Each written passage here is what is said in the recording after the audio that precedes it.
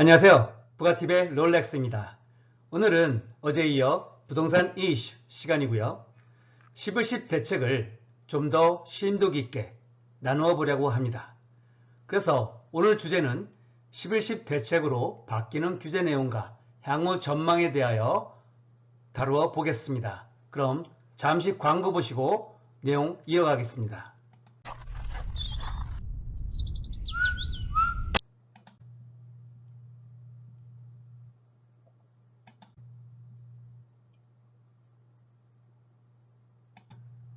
자, 규제적 해제 어떻게 바뀌나요? 제가 부동산 규제를 투기가열지구, 조정대상지역, 그리고 비규제지역에 대해서 각각의 대분류, 소분류를 통해 정리를 해보았습니다. 본표에서 우선 이 분홍색 표시지역은 투기가열지구에 대한 내용이고요. 베이지색 부분은 조정대상지역에 대한 이야기, 그리고 주황색 부분은 투가, 조정지역에 대한 공통 내용입니다. 아울러 하늘색은 비규제지역에 대한 이야기, 그리고 연두색 부분은 전체 공통된 내용임을 미리 밝힙니다. 그리고 이야기에 앞서 주로 이 취득세나 종부세나 양도세와 같은 이런 세금 관련 부분은 조정 대상 지역에 대한 내용이고요. 또 청약이나 재건축, 재개발 등에 대한 규제는 주로 이 투가지역에 대한 내용임을 알아두시면 이해하시는데 좀 더 편할 것 같습니다. 먼저 취득세 중과세가 현재 시행되고 있는데요. 조정대상 지역의 경우 2주택은 8%, 그리고 3주택의 경우 12%의 어마무시한 중과세가 적용되고 있습니다. 그리고 비규제 지역으로 바뀔 경우 한 주택씩 혜택을 주죠. 그래서 3주택의 경우에 8%, 4주택의 경우에 12%가 적용됩니다. 참고로 일반 과세일 경우에는 각각 가액에 따라서 1%에서 3%의 과세가 주어집니다. 그리고 종부세, 중과세도 역시 시행되고 있죠. 그래서 조정대상 지역의 경우에는 2주택 이상인 경우 중과세가 적용되고요.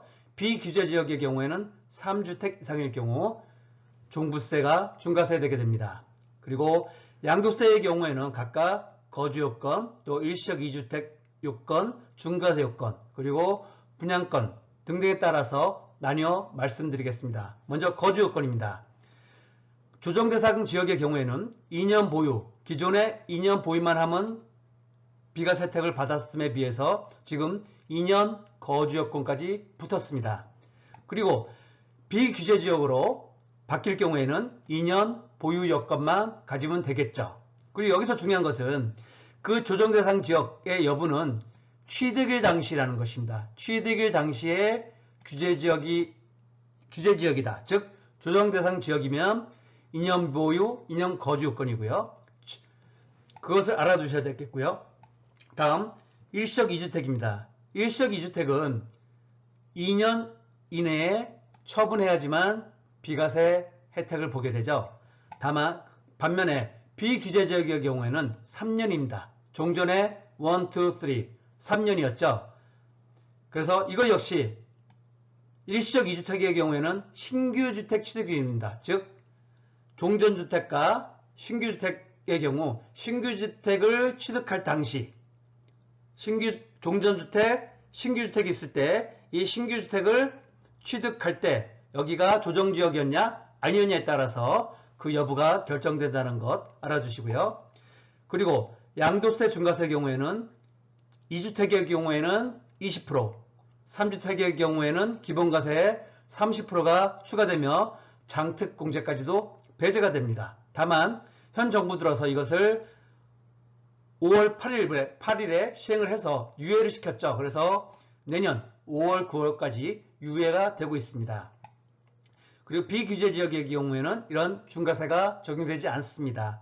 그리고 이 양도세 중과세의 경우에는 양도일 당시에 규제지역 여부로 판단을 하게 된다는 점 알아두시고요. 자, 분양권의 경우에는 조정대상 지역의 경우 주택수에 가산이 되었습니다. 그래서 분양권 역시 양도세 기산의 어떤 고려 대상이 되었었는데요. 반면에 비규제지역의 경우에는 주택수에 가산이 되지 않습니다. 그리고 참고로 이 분양권의 경우에는 이 취득일이 잔금일 기준이라는 것도 또한 알아두시면 좋을 것 같고요. 그리고 청약 부분은 주로 투가지역의 경우라 그랬죠. 그래서 재당첨 제한 같은 경우 투가지역은 10년, 조정대상 지역은 7년입니다. 그리고 비규제 지역의 경우에는 재당첨 제한 규정이 없습니다. 분양권 전매 제한의 경우에는 역시 분상제가 적용되느냐, 분상제가 적용되지 않느냐로 일단 나눠주고요. 또한 분상제가 적용될 경우에도 수도권과 비수도권으로 나뉩니다. 먼저 분상제가 적용되는 수도권의 경우를 보겠습니다. 공공택지의 경우에는 5년, 8년, 10년으로 그 분양권 전매 제한 기간이 나눠지고요. 공공택지 외, 즉 민간택지도 동일하게 적용됩니다. 이 기준은 주변 시세 대비 100%냐 또는 80%냐로 나뉘는데요. 즉 100%를 초과할 경우에는 5년, 그리고 주변 시세 대비 100%에서 80% 사이일 경우에는 8년, 그리고 주변 시세 대비 80% 미만일 경우에는 10년간 그 분양권 전매가 제한되는 겁니다. 그리고 비규제 지역의 경우에는 공공택지는 각각 3년, 6년, 8년간 분양권 전매가 제한되고요. 공공택지 외, 즉 민간택지의 경우에는 적용되지가 않습니다. 그리고 여기서 이 전매 제한의 기산점이 문제인데요. 기산점은 해당 주택의 입주자로 선정된 날, 즉 입주자로 선정된 날부터 기산된다는 점 기억해 두십시오. 그리고 분상제 적용된 비수도권입니다. 이번에는 비수도권의 경우에는 장애인과 신혼부부 등 특별공급자에게는 5년간 전매 제한이 적용되고요. 공공택지는 4년, 그리고 공공택지 외, 즉 민간에서는 3년간 적용되게 됩니다. 그리고 비규제 지역의 경우 공공택지의 경우에는 각각 3년, 6년, 8년이고요. 공공택지 외에서는 적용되지 않습니다. 그리고 분상제가 미적용되는 경우에는 투가지역에서는 소유권 이전 등기일까지 분양권이 전매 제한됩니다. 단 그 기간이 5년을 초과할 경우에는 5년만 적용되게 되고요. 비규제 지역의 경우에는 수도권, 도시지역, 그리고 광역시 도시만 표시를 했는데요. 자, 수도권이나 광역시, 도심지역 같은 경우에는 역시 마찬가지로 소유권 이전 등기일까지 분양권 전매가 제한되게 됩니다. 그리고 재건축, 재개발 부분을 다뤄보겠습니다. 먼저 재건축의 경우에는 아파트 재건축의 경우이죠. 그래서 이 경우 조합원 지위 양도 제한이 문제시되는데요. 투가지역의 경우에 조합 설립 인가 후, 조합 설립 인가가 기준입니다. 그래서 조합 설립된 순간부터 소유권 이전 등기일까지 분양권 조합원의 지위가 양도 제한이 금지되고요. 이거는 뭐 비규제 지역은 적용되지 않습니다. 그리고 재개발 경우에는 그 조합원 지위 양도 제한이 관리 처분 인가입니다. 아까 재건축과는 다르죠. 재건축은 조합 설립 인가, 그리고 재개발은 관리 처분 인가라는 점 알아두시고요. 역시 소유권 이전 등기일까지 적용됩니다. 비규제 지역의 경우에는 적용되지 않고요. 이 역시 인가일 당시 규제 지역 여부에 따라서 그 규제가 역시 적용되게 되겠습니다. 그리고 LTV 같은 경우에는 이번에 현 정부 들어서 50%로 무주택자 그리고 처분 무조건의 1주택자에게만 50%로 일률 적용하기로 했고, 역시 투기가열지구의 10억 초과 아파트가 아예 그 주담대가 배제됐었죠. 그런데 이것도 역시 50%로 일괄적으로 적용되게 되었습니다. 그리고 비규제 지역의 경우에는 70%까지 주담대가 적용됩니다. 기타의 같은 경우는 뭐 투가지역은 40%, 조정대상 지역은 50%, 그리고 비규제 지역은 60%이고요. 자, 자금 조달 계획서도 늘 좀 귀찮은 대상이었죠. 그래서 이 투가지역, 조정대상 지역 공이 모든 거래에 대해서 자금 조달 계획에 대해서 소명을 해야 했습니다. 하지만 비규제 지역의 경우에는 6억 이상 거래에 대해서만 소명을 하면 되겠습니다. 그리고 주임사 부분도 사실 굉장히 좀 관심사죠. 특히나 이제 다주택자 여러분들에게 굉장히 좀 관심사고, 그동안 사실 지난 8일 9.13 대책으로 다주택자들의 이런 투기 심리가 굉장히 많이 꺾였죠. 그 꺾인 이유 중에 가장 큰 부분이 바로 주임사가 거의 폐지된 부분 때문일 것입니다. 그 양도세 중과배제라든가 종부세 합산배제, 이 부분이 굉장히 큰 혜택이었거든요. 그런데 이 부분이 9.13 대책으로 바로 폐지가 되면서 다주택자분들의 그런 투자 심리가 굉장히 위축된 게 사실이죠. 이런 것들이 일단 비규제 지역은 뭐 상관없이 적용되고 있었는데, 가장 좀 안타까웠던 부분, 아쉬웠던 부분이 또 7.10 대책으로 더 강화가 됐습니다. 그래서 이때 아파트까지도 주임사 등록이 폐지됐죠. 그래서 지금 허용되고 있는 부분은 장기 10년입니다. 예전에는 7.10 이전에는 8년이었죠. 장기의 경우. 7.10 이후에는 장기 10년이고요. 매입임대 비아파트, 즉 뭐 주택이라든가 빌라 등이겠죠. 비아파트만 신규 등록이 허용되고 있다는 점 알아두시면 좋을 것 같습니다. 다만 12월 다음 달이네요. 다음 달 중에 이 주택임대 사업자 주임사 부분에 대해서도 좀 정상화 방안을 발표한다고 하니까 이 부분에 대해서 우리 다주택자 여러분들도 좀 관심을 갖고 지켜보시면 될 것 같습니다. 자, 그러면 이런 규제지역 해제를 왜 이 시점에 했을까에 대해서 우리가 좀 한번 생각을 해봐야 될 것 같은데요. 뭔가 정부에서 부담 가는 부분이 있었을 겁니다. 그에 대해서 한번 살펴보겠습니다. 먼저 정부의 고민거리가 뭐였을까 한번 생각을 해보았는데요. 첫 번째로 여러분 아시다시피 최근에 강원도 레고랜드 사태 굉장히 좀 이슈가 됐었죠. 그리고 또 흥국생명에서도 콜옵션 포기 사태가 나왔습니다. 그래서 뭔가 경제에 뭔가 적신호가 들어와 있는 상태였고요. 더군다나 이 부동산과 관련해서 롯데건설, 태영건설들의 지금 부도설이 나고 있습니다. 롯데건설도 지금 자회사를 통해서 상당 부분 차입을 해서 그럼 막 메꾼 상태였고요. 그리고 이로 인해서 지금 많은 어떤 건설사들의 어떤 자금 위축으로 인해서 지금 위기 상황을 맞고 있죠.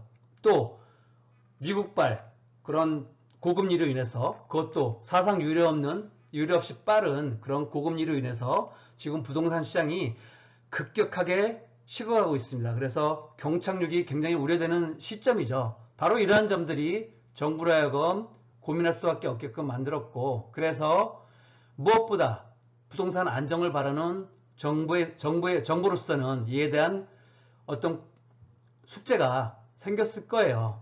그래서 지금 이번에 규제지역을 해제된 데는 어떤 정부의 바람이 묻어났다고 생각이 됩니다. 그럼 어떤 바람들일까요? 역시나 무엇보다 부동산 시장이 안정적으로, 그리고 지난 정부에서 너무 많이 오른 건 또 사실이고, 부동산 거품이 낀 것도 사실이고, 정부 역시 그것을 잘 인지하고 있습니다. 해서 자, 경착륙이 아니라 좀 안정적인 하락을 바라는 그런 바람이 있다고 보여지고요. 두 번째로는 앞에서 잠깐 설명드렸지만 이런 민간 건설사들이 부도나는 것을 방지하고자 하는 목적이 있겠죠. 이런 민간 건설사들이 부도가 나면 어떤 현상이 벌어져요? 결국은 경제위기가 올 수 있죠. 그래서 경제위기를 예방하고자 하는 차원도 있으리라고 봅니다. 마지막으로 우리가 취득세나 또 재산세 같은 경우는 지방세입니다. 그리고 종부세나 양도세 같은 경우는 국세죠. 그래서 지금 부동산 거래가 지금 아예 거래 멸종 사태에 이르르고 있죠. 그래서 지방 세수가 급격하게 위축되고 있을 겁니다. 그래서 좀 순통을 튀어서 시장에 순통을 튀어서 지방 세수를 좀 확충하고자 하는 목적도 있으리라고 보입니다. 자, 그럼 과연 이번 그 11.10 규제 해제가 규제적 해제가 과연 누구를 위한 해제일까요? 를 한번 살펴보겠습니다. 여기에서 누구는 바로 무주택자 또는 1주택자 또는 다주택자를 말합니다. 그에 대해서 제 나름대로 한번 누구에게 과연 손을 잡고자 손잡기를 희망했을까에 대해서 제 나름대로 한번 생각을 해 보았습니다. 비규제 지역으로 해제가 된 것이니까요. 이런 투가 지역이나 조정 대상 지역에서 해제되어서 비규제 지역이 되었을 때 이 정도의 규제 사항이라면 과연 누가 투자를 고려해 볼 수 있을까? 그러니까 부동산 투자는 심리거든요. 그러니까 우리 앙드레 토스칼라니가 제가 부동산의 상승장 하락장의 그 표를 앙드레 토스칼라니의 달걀 모형을 제가 힌트를 얻어서 만들어 봤는데요. 역시 마찬가지로 앙드레 코스탈라니가 투자에서 어떤 이러한 상승과 하락에 가장 큰 영향을 끼치는 것은 바로 심리를 가장 큰 요인으로 꼽았고요. 두 번째를 어떤 심리와 추세. 그렇죠. 추세죠. 그러니까 상승이냐, 하락을 이끄는 거 어떤 추세냐, 그거에 따라서 상승과 하락이 결정된다고 보았습니다. 마찬가지로 이 비규제 지역으로 해제를 시켜줌으로써 과연 심리가 살아날 것이냐, 그럼 누구의 심리가 살아나기를 바란 것이냐를 제 나름대로 정리를 해본 겁니다. 잠시 말 얼버무려서 죄송합니다. 자, 먼저 취득세 중과 해제의 경우에는 무주택자나 1주택자겠죠. 아무래도 다주택자분들의 경우에는 이미 취득세가 8%, 12%가 되면서 많이 심리가 꺾였고요. 더군다나 다주택자분들은 대부분이 3주택 이상이시죠. 그래서 비규제 지역이 되더라도 8%, 12%이기 때문에 아마 심리가 살아나기는 역부족일 것 같아요. 그래서 이 부분은 무주택자분들 그리고 1주택자분들의 심리를 좀 자극하기 위함이었다고 생각되고요. 자, 종부세, 중과세 부분에 대해서는 무주택자, 1주택자, 다주택자 모두가 어떤 영향을 끼치지 않았을 것 같아요. 왜냐하면 종부세 자체가 2주택만 되더라도 굉장히 중과돼 있죠. 좀 완화안을 정부에서 내놨지만 아직 그것은 법의 문제이기 때문에 그 부분에 대해서는 아직 통과가 안 된 상태입니다. 따라서 이 부분은 종부세 중과 부분은 아무의 심리도 누구의 심리도 누그러뜨리지 못했을 것 같아요. 그리고 양도세, 거주요건은 양도세는 비과세를 전제로 하기 때문에 무주택자와 1주택자에 대한 이야기겠죠. 그래서 양도세 거주요건이 완화될 경우 또 일시적 2주택, 중과세 두 가지는 무주택자와 1주택자에 대한 어떤 희망일 테고요. 중과세 부분은 좀 다르죠. 자, 중과세 부분은 어차피 다주택자의 경우에도 내가 설사 취득세를 좀 물더라도 중과만 유예된다면 이것 때문에 결국은 우리가 1주택자도 다주택자도 잘 못 파는 거잖아요. 그죠? 다주택자의 경우 특히 2주택자, 3주택자, 그죠? 일시적 2주택자가 있으니까 조금 애매하긴 한데 어쨌든 2주택자만 돼도 부담스러운 건 사실입니다. 지금 물론 유예 중이라 10%, 20%이지만 그 자체로도 50%, 60%고 거기에 지방소득세가 붙으면 60% 이상이거든요. 66%, 거의 70%에 육박합니다. 그러다 보니까 다주택자는 사실 힘들어요. 근데 이 부분이 비규제 지역으로 바뀌었다면은 할만하죠. 다주택자도 취득세 감수하더라도 내가 일반 과세로만 할 수 있다면 충분히 노려볼만 할 수도 있습니다. 자, 다음 분양권의 경우에는 역시 양도세 관련이기 때문에 무주택자와 1주택자에 대한 좀 심리가 좀 동요가 될 수 있겠죠. 그리고 청약의 경우는 어떻습니까? 이거는 모든 부분이 무주택자, 1주택자, 다주택자 모두가 어느 정도 혜택을 볼 수 있는 그런 부분이 되겠죠. 그리고 재건축 경우도 마찬가지고요. 재개발 경우도 마찬가지로 보여집니다. 무주택자, 1주택자, 다주택자 모두에게 동일한 정도의 혜택은 느끼리라고 생각되고요. 제일 큰 것은 바로 주임사 부분이죠.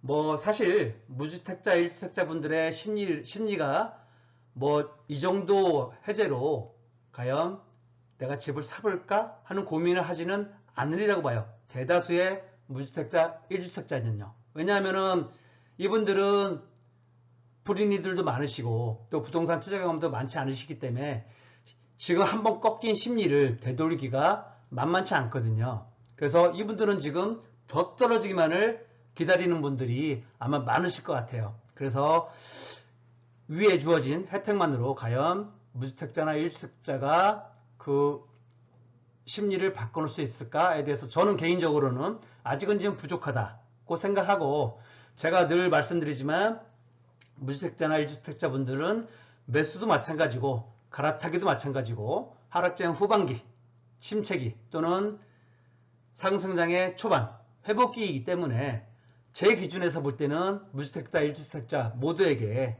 좀 다소 아직은 심리를 돌리기엔 역부족이다 생각되고요. 자, 다주택자의 경우는 그래도 지금 희망을 좀 걸 수 있는 부분이 생겼어요. 왜냐하면 어제 발표에서 이 주임사 부분을 정부에서 다음 달 12월 중에 정상화 방안을 발표하겠다고 했죠.